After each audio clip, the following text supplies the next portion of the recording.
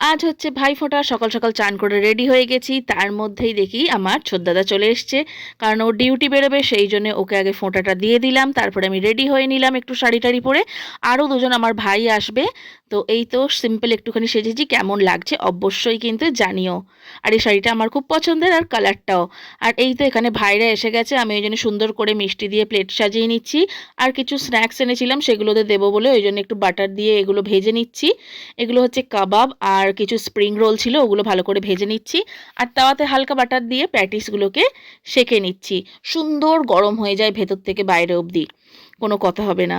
আর এই তো এটা মন জিনিসের স্প্রিং রোল, খেতে খুব ভালোবাসে আমার ভাইরাও, আর আমিও ভালোবাসি। এই যে সুন্দর করে প্লেটিং করে নিলাম, আর একটা করে চামচে দিয়ে দিলাম। আমার জোগাড় করা প্লেটের কমপ্লিট হয়ে গেছে, এবারে চলো ফোঁটাটা গিয়ে দিই। এই তো ভাইদেরকে বসিয়ে দিয়েছি, সাজিয়ে গুজিয়ে প্লেটগুলো রেখে দিয়েছি, এবার প্রদীপটা জেলে নিয়ে ফোঁটাটা দিয়ে নিই। ভাইয়ের কপালে দিলাম ফোঁটা, জমের দুয়ারে পড়ল কাটা, যমুনা দেয় জমকে ফোঁটা, আমি দিই আমার ভাইকে ফোঁটা। তো এইটাই তো বলে, আর এটাই ছোট থেকে বলে আসছি। মিষ্টি খাইয়ে দিলাম, ওরা এবার নিজেদের মতন খাক। ওরা চলে যেতে আমি চলে এসেছি আমার ননদের বাড়িতে, কারণ আমার ননদও আমার বরকে ফোঁটা দিয়েছে, এখানে খাওয়া দাওয়ার আয়োজন করেছে, আমাকেও বলেছিল।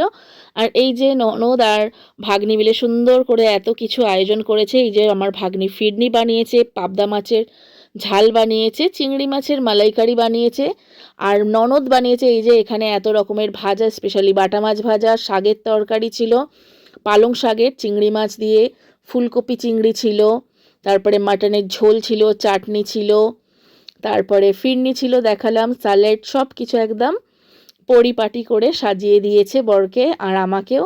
এই যে সবাই একসাথে খেতে বসে গেছি, গলা অবধি খেয়ে নিয়ে এই তো আজকে দিনটা শেষ করলাম। দেখা হবে আবার পরবর্তীতে, টাটা।